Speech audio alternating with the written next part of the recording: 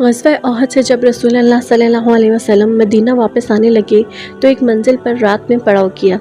हज़रत आयशा सिद्दीक़ा रज़ियल्लाहु अन्हा एक बंद होदिज में सवार होकर सफ़र करती थीं और चंद मखसूस आदमी इस होदिज को ऊन पर लादने और उतारने के लिए मुकर्रर थे। हज़रत बीबी आयशा लश्कर की रवानगी से कुछ पहले लश्कर से बाहर रफ़ा हाजत के लिए तशरीफ़ ले गईं। जब वापस हुई तो देखा कि इनके गले का हार कहीं टूट कर गिर पड़ा है। वो दोबारा इस हार की तलाश में लश्कर से बाहर चली गई। इस मरतबा वापसी में कुछ देर लग गई और लश्कर रवाना हो गया। आपका होदिज लादने वालों ने ये ख्याल करके कि उम्मुल मोमिनीन होदिज के अंदर तशरीफ़ फरमा है, होदिज को ऊन पर लाद दिया और पूरा काफ़िला मंजिल से रवाना हो गया। जब हज़रत आयशा मंजिल पर वापस आई तो यहाँ कोई आदमी मौजूद नहीं था। तन्हाई से सख्त घबराई। अंधेरी रात में अकेले चलना भी ख़तरनाक था, इसलिए वो ये सोच कर वहीं लेट गई कि जब अगली मंजिल पर लोग मुझे ना पाएंगे तो ज़रूर ही मेरी तलाश में यहाँ आएंगे। वो लेटी लेटी सो गईं। एक सहाबी जिनका नाम हज़रत सफ़वान बिन मुअत्तिल था, वो हमेशा लश्कर के पीछे पीछे इस ख्याल से चला करते थे ताकि लश्कर का गिरा पड़ा सामान उठाते चलें। वो जब इस मंजिल पर पहुंचे तो हज़रत बीबी आयशा को देखा और चूंकि पर्दे की आयत नाजिल होने से पहले वो बारहा उम्मुल मोमिनीन को देख चुके थे, इसलिए देखते ही पहचान लिया और उन्हें मुर्दा समझकर इन्ना लिल्लाहि व इन्ना इलैहि राजिऊन पढ़ा। इस आवाज़ से वो जाग उठी। हज़रत सफ़वान बिन मुअत्तिल ने फ़ौरन ही इनको अपने ऊँट पर सवार कर लिया और खुद ऊँट की महारम थामकर पैदल चलते हुए अगली मंजिल पर हजूर के पास पहुँच गए। मुनाफिकों के सरदार अब्दुल्ला बिन उबी ने इस वाक़े को हज़रत बीबी आयशा पर तहमत लगाने का ज़रिया बना लिया और खूब इस तहमत का चर्चा किया। यहाँ तक कि मदीना में इस मुनाफिक ने इस शर्मनाक तहमत का इस कदर उछाला और इतना शोर गुल मचाया कि मदीने में हर तरफ इस अफ्तरा और तहमत का चर्चा होने लगा। और बाज़ मुसलमान मसलन हज़रत हसन बिन साबित और हज़रत मुस्ता बिन असासा और हज़रत हमना बिन हजश ने भी इस तहमत को फैलाने में कुछ हिस्सा लिया। हजूर अक़दस को इस शरंगेज़ तहमत से बेहद रंजो सदमा पहुँचा और मुखलिस मुसलमानों को भी इंतहाई रंजो गम हुआ। हज़रत बीबी आयशा मदीना पहुँचते ही सख्त बीमार हो गईं। पर्दा नशीन तो थी ही, साहिब फराश हो गईं और इन्हें इस तहमत तराशी की बिल्कुल खबर ही नहीं हुई। गो कि हजूर को हज़रत बीबी आयशा की पाक दामनी का पूरा इल्म और यकीन था, मगर चूँकि अपनी बीवी का मामला था इसलिए आपने अपनी तरफ से अपनी बीवी की बरात और पाक दामनी का ऐलान करना मुनासिब नहीं समझा और वही इलाही का इंतज़ार फरमाने लगे। इस दरमियान में आप अपने मुखलिस असहाब से इस मामले में मशवरा फरमाते रहे ताकि इन लोगों के ख्यालात का पता चल सके। चनाचा हज़रत उमर रज़ियल्लाहु अन्हा से जब आप सल्लल्लाहु अलैहि वसल्लम ने इस तहमत के बारे में गुफ्तगू फरमाई तो उन्होंने अर्ज़ किया कि या रसूल अल्लाह, ये मुनाफिक यकीनन झूठे हैं, इसलिए कि जब अल्लाह ताला को ये गवारा नहीं है कि आप सल्लल्लाहु अलैहि वसल्लम के जिस्म अतहर पर एक मक्खी भी बैठ जाए, क्योंकि मक्खी नजासतों से बैठती है, और तो भला जो औरत ऐसी बुराई की मुर्तकिब हो, खुदावंद कदूस कब और कैसे बर्दाश्त फरमाएगा कि वो आपकी ज़ौजियत में रह सके। हज़रत उस्मान ग़नी ने कहा कि या रसूल अल्लाह, जब अल्लाह ताला ने आपके साये को ज़मीन पर नहीं पड़ने दिया ताकि इस पर किसी का पाँव न पड़ सके, तो भला इस माबूद बरहक की गैरत कब ये गवारा करेगी कि कोई इंसान आपकी ज़ौजा मोहतरमा के साथ ऐसी कबाहत का मुर्तकिब हो सके। हज़रत अली ने गुजारिश की कि या रसूल अल्लाह, एक मरतबा आपकी नालिन अक़दस में निजासत लग गई थी तो अल्लाह ताला ने हज़रत जिब्राइल को भेजकर आपको ख़बर दी कि आप अपनी नालिन अक़दस को उतार दें। इसलिए हज़रत बीबी आयशा रज़ियल्लाहु अन्हा माज़अल्लाह अगर ऐसी होती तो ज़रूर अल्लाह ताला आप पर वही नाजिल फरमा देता कि आप इनको अपनी ज़ौजियत से निकाल दें। हज़रत अबू अयूब अंसारी ने जब इस तहमत की खबर सुनी तो उन्होंने अपनी बीवी से कहा कि ए बीवी, तू सच बता, अगर हज़रत सफ़वान बिन मुअत्तिल की जगह मैं होता तो क्या तू ये गुमान कर सकती है कि मैं हजूर अक़दस की हरम पाक के साथ ऐसा कर सकता था? तो इनकी बीवी ने जवाब दिया कि अगर हज़रत आयशा की जगह मैं रसूल अल्लाह की बीवी होती तो खुदा की कसम मैं कभी ऐसी खयानत नहीं कर सकती थी। तो फिर हज़रत आयशा जो मुझसे लाखों दर्जे बेहतर है और हज़रत सफ़वान बिन मुअत्तिल जो बदरजहा तुमसे बेहतर हैं, भला क्यों कर मुमकिन है कि ये दोनों ऐसी खयानत कर सकते हैं? बुखारी शरीफ की रिवायत है कि हजूर सल्लल्लाहु अलैहि वसल्लम ने इस मामले में हज़रत अली और उसामा से जब मशवरा तलब फरमाया तो हज़रत उसामा ने बरजस्ता कहा कि या रसूल अल्लाह, वो आपकी बीवी हैं और हम उन्हें अच्छी ही जानते हैं। और हज़रत अली ने यह जवाब दिया कि या रसूल अल्लाह, अल्लाह ताला ने आप पर कोई तंगी नहीं डाली है, औरतें इनके सिवा बहुत हैं और आप इनके बारे में इनकी लौंडी से पूछ लें, वो आपसे सचमुच कह देगी। हज़रत बरीरा रज़ियल्लाहु अन्हा से जब आपने सवाल फरमाया तो उन्होंने अर्ज़ किया कि या रसूल अल्लाह, इस ज़ात पाक की कसम जिसने आपको रसूल बरहक बनाकर भेजा है कि मैंने हज़रत बीबी आयशा में कोई ऐब नहीं देखा। हाँ, इतनी बात ज़रूर है कि वह भी कमसिन लड़की हैं। वो गूंदा हुआ आटा छोड़कर सो जाती हैं और बकरी आकर खा डालती है। پھر حضور صلی اللہ علیہ وسلم نے اپنی زوجہ محترمہ حضرت زینب بنت حجش سے دریافت فرمایا، جو حسن جمال میں حضرت عائشہ کی مثل تھی، تو انہوں نے قسم کھا کر یہ عرض کیا کہ یا رسول اللہ، میں اپنے کان اور آنکھ کی حفاظت کرتی ہوں، خدا کی قسم میں تو حضرت بی بی عائشہ کو اچھی ہی جانتی ہوں۔ اس کے بعد حضور اکرم صلی اللہ علیہ وسلم نے ایک دن منبر پر کھڑے ہو کر مسلمانوں سے فرمایا کہ اس شخص کی طرف سے مجھے کون معذور سمجھے گا یا میری مدد کرے گا جس نے میری بیوی پر بہتان تراشی کر کے میری دل آزاری کی ہے۔ خدا کی قسم میں اپنی بیوی کو ہر طرح کی اچھی ہی جانتا ہوں۔ اور ان لوگوں نے ایک ایسے مرد کا ذکر کیا ہے جس کو میں بالکل اچھا ہی جانتا ہوں۔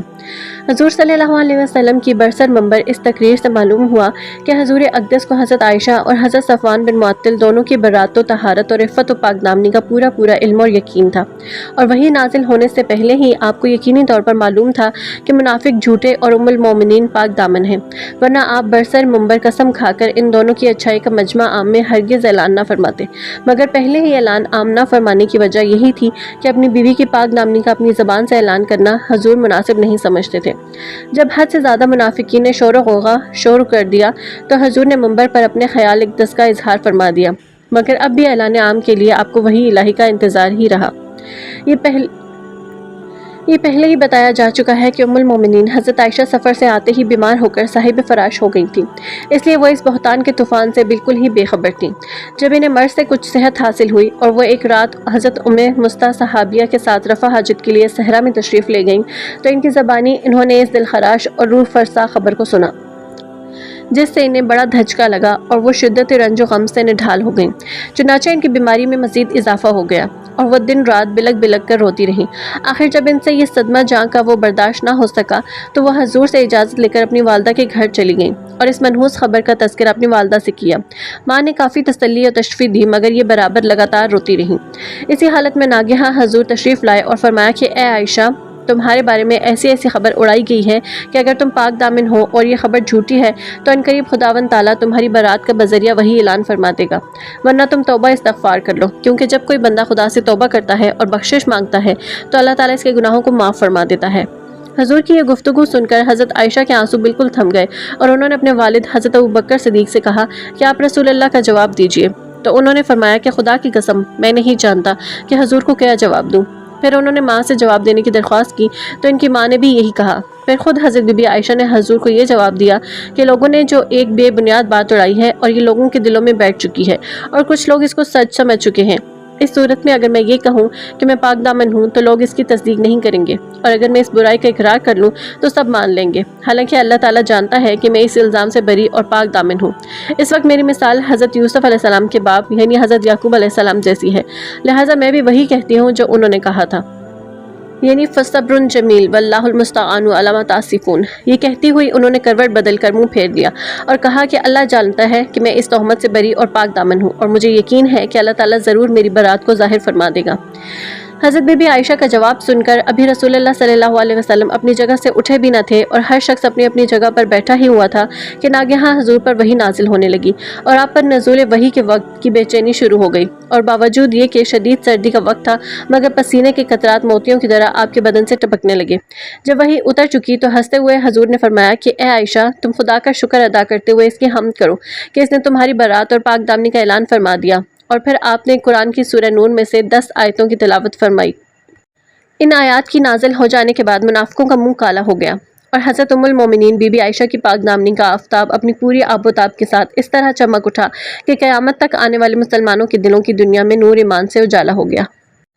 حضرت ابوبکر صدیق کو حضرت مستہ بن اساسہ پر بڑا غصہ آیا۔ یہ آپ کے خالہ زاد بھائی تھے اور بچپن ہی میں ان کے والد وفات پا گئے تھے، تو حضرت ابوبکر صدیق نے ان کی پرورش بھی کی تھی اور ان کی مفلسی کی وجہ سے ہمیشہ آپ ان کی مالی امداد فرماتے رہتے تھے، مگر اس کے باوجود حضرت مستہ بن اساسہ نے بھی اس تہمت تراشی اور اس کا چرچا کرنے میں کچھ حصہ لیا تھا۔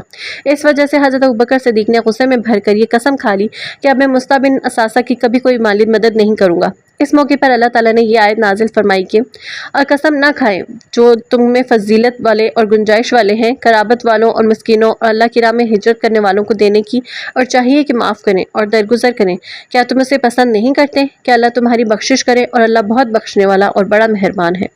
اس آیت کو سن کر حضرت ابوبکر صدیق نے اپنی قسم توڑ ڈالی اور پھر حضرت مستہ بن اساسہ کا خرچ بدستور سابق عطا فرمانے لگے۔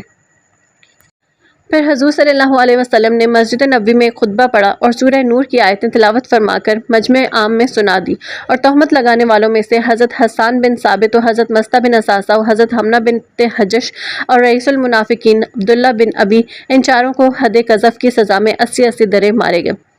شاہ بخاری عالم کرمانی نے فرمایا کہ حضرت بی بی عائشہ کی برات اور پاک دامنی قطعی یقینی ہے، جو قرآن سے ثابت ہے، اگر کوئی اس میں ذرا بھی شک کرے تو وہ کافر ہے۔ بخاری شریف میں آیت تیمم کی شان نزول جو مذکور ہے وہ یہ ہے کہ حضرت بی بی عائشہ کا بیان ہے کہ ہم لوگ حضور صلی اللہ علیہ وسلم کے ساتھ ایک سفر میں تھے۔ جب ہم لوگ مقام بیدا یا مقام ذات الحبیش میں پہنچے تو میرا ہار ٹوٹ کر کہیں گر گیا۔ حضور صلی اللہ علیہ وسلم اور کچھ لوگ اس ہار کی تلاش میں وہاں ٹھہر گئے، اور وہاں پانی نہیں تھا، تو کچھ لوگوں نے حضرت ابوبکر صدیق کے پاس آ کر شکایت کی کہ کیا آپ دیکھتے نہیں کہ حضرت عائشہ نے کیا کیا؟ حضور صلی اللہ علیہ وسلم اور صحابہ رضی اللہ عنہ کو یہاں ٹھہرا لیا ہے، حالانکہ یہاں پانی موجود نہیں ہے۔ یہ سن کر حضرت ابوبکر میرے پاس آئے اور جو کچھ خدا نے چاہا انہوں نے مجھ کو کہا، اور پھر میں اپنے ہاتھ سے میری کوکھ میں کونچا مارنے لگے۔ اس وقت رسول اللہ صلی اللہ علیہ وسلم میری ران پر اپنا سر مبارک رکھ کر آرام فرما رہے تھے، اس وجہ سے میں ہل نہیں سکتی تھی۔ صبح کو جب رسول اللہ بیدار ہوئے تو وہاں کہیں پانی موجود ہی نہیں تھا۔ ناگہاں حضور پر تیمم کی آیت نازل ہو گئی، چنانچہ حضور اور تمام اصحاب نے تیمم کیا اور نماز فجر ادا کی۔ اس موقع پر حضرت اسید بن حفیر نے خوش ہو کر کہا کہ اے ابوبکر کی آل، یہ تمہاری پہلی ہی برکت نہیں ہے۔ پھر ہم لوگوں نے اونٹ کو اٹھایا تو اس کے نیچے ہم نے ہار کو پا لیا۔